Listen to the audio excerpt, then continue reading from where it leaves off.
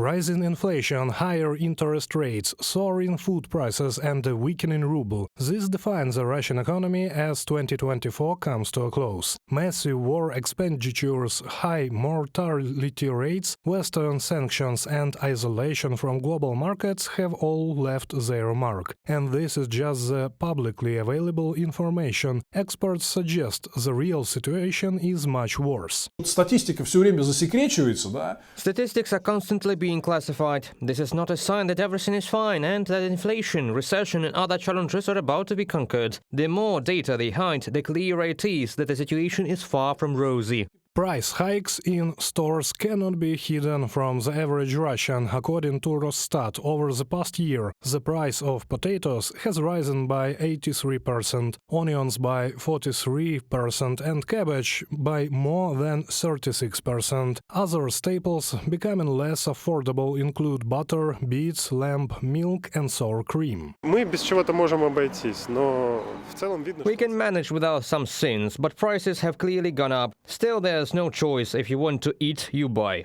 As of July this year, utility bills rose by nearly 10% year-on-year. In 2025, tariffs are expected to increase by another 12% on average. While wage increases could help offset these rising costs, they remain out of reach for most Russians. High incomes are reserved for those working directly in war-related roles, either on the front lines or in the defense industry. Public sector employees, however, should not expect raises in 2025. According to State Duma plans, 40% of the budget will go to defense and security. In 2025, Russia's military expenditures will surpass combined spending on education, healthcare, social policy and the national economy. Конечно же, это делается за счет других секторов экономики.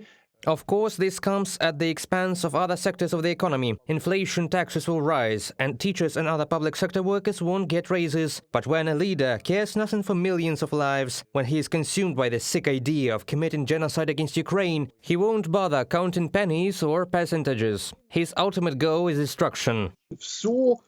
Уже в среднесрочной перспективе. In the medium term, things will turn very bad for the Russian Federation and its citizens. In my view, the key destabilizing factor within the essentially totalitarian system Putin has built in Russia will be the scale of public discontent, widespread dissatisfaction with Putin rule, and by extension, his administration. Russia's astronomical war spending and budget deficits are simultaneously products of Putin's imperial ambitions and drivers of inflation. Weekly inflation rates have already reached 0.5%.